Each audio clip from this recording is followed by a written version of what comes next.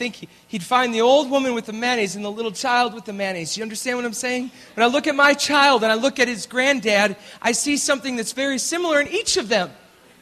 They get each other. Because one knows better and one doesn't know better. And they end up at the same conclusion. I'm not talking about childishness or childishness. I'm talking about childlikeness. I'm talking about the childlikeness of a woman like Mother Teresa or my father-in-law or my dad or my mom. I'm talking about that kind of childlikeness that you get in an older person, or the woman with the mayonnaise on her face that's just satisfied eating her sandwich and doesn't matter, you see. And the beauty of a child, and all of us in between. You know, Jesus never walked around and found a middle-aged man striving for approval and acceptance in society to point to as a model for his kingdom. You see? You see? You see? We mess it up in the middle age. We mess it up. We mess up our call and we miss God. We miss His beautiful direction for our lives because we're just striving like Jacob. Instead of lying down, finally Jacob's lying down, and while he sleeps, I will dream of a generation not known for their crowns or success, but a king who was satisfied. Who is interested, what kind of king isn't interested in crowds or pleasing man, but knowing me? Jesus.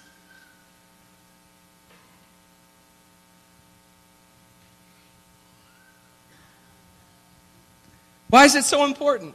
Because our ability to truly love is connected, and God's going to call us into a whole new place of loving. He's already called us into it. He doesn't have to call us again. His word is eternal. He's just waiting on us. He's saying, whoa, I am ready. I've been waiting a long time, and I'm ready. I'm ready. I'm ready. I'm ready. I'm ready. I'm ready. Our ability to truly love hinges on whether our satisfaction is coming from God or man. Whether our approval is coming from God or man. Whether it's more than that. It's really satisfaction. What approval satisfies me?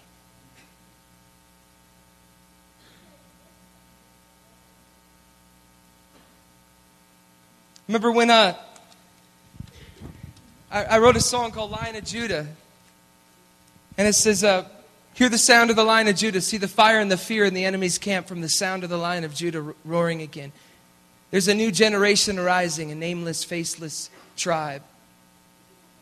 All they fear is the fear of the Lord. All they hear is the Lion of Judah. And I remember I've been many places where people have taken me up to task, and they have every right to do that. They can hate me if they want to, really.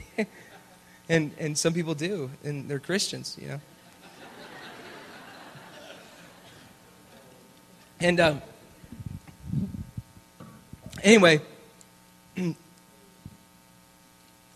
I remember this person one time really confronting me and saying, I don't like that song, Lion of Judah, because we are priests, we are kings, we are this, we are that, we are, whoa, wow, yeah. And nameless, faceless. That's garbage. That's what he told me, it's garbage, nameless, faceless.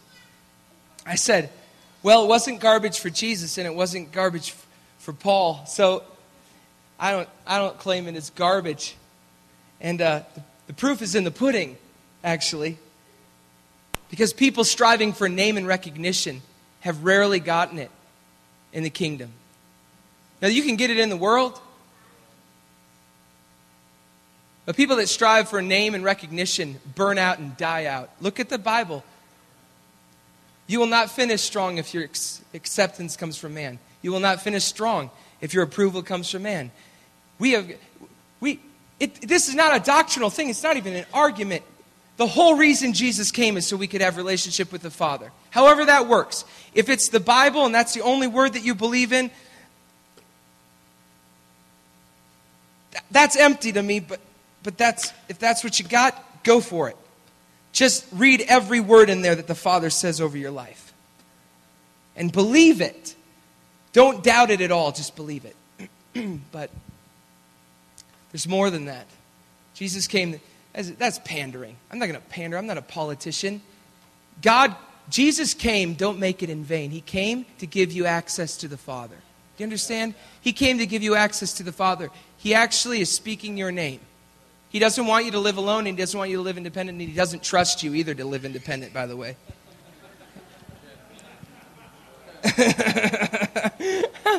So if you've blown it and you're failed and you're a moron and you did all kinds of crazy things, you're in the best place. It's all reversed in the kingdom, see?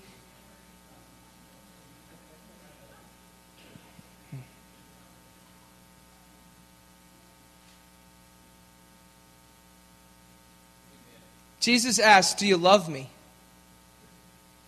To Peter, remember?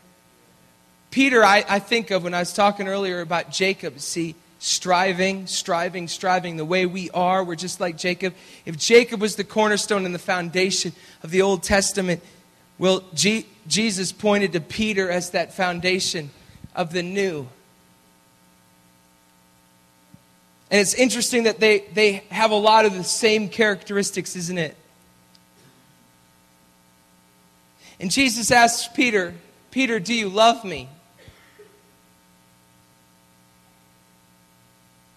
And he keeps asking Peter, you know I love you. And Jesus was not satisfied by his answer, right? And he keeps saying, feed my sheep. Do you love me? Feed my sheep. Do you love me? Feed my sheep.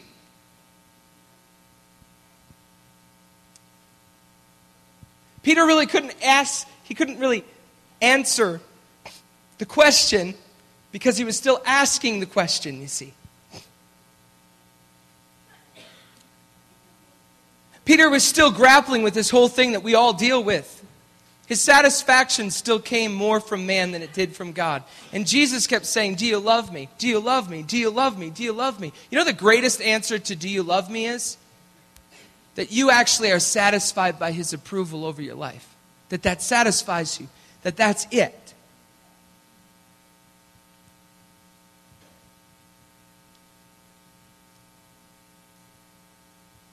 Religion is the answer to ultimate questions.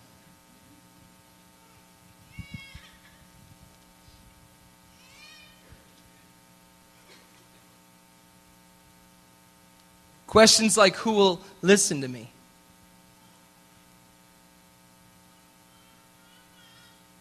Questions like, am I valuable to anyone? Questions that are probably being asked right in this room.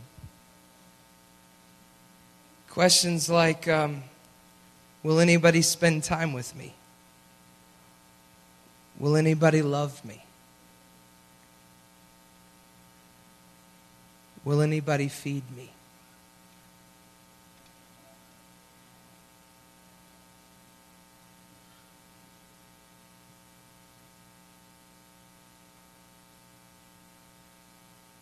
Now, instead, these questions are never answered by words, but by actions, and these actions are rarely taken by people too busy trying to be accepted by culture. These actions are only taken by those courageous enough to go where nobody knows their name. Listen, the Lord spoke to me when I was reading that and said, the world is in desperate need, Jason, not of more people in the church trying to feel like somebody's in the world. Or a better way, I found it this morning while I was worshiping and praying on the plane. He's not looking for more people in the church trying to find the somebodies in the world and have them tell him that they're somebody. When Jesus was asking Peter, do you love me? Does my love for you, does it satisfy you? He was actually saying, Peter, does my love satisfy you? What he's asking us tonight, does my love, does my affection, does my word over your life, does it mean something to you?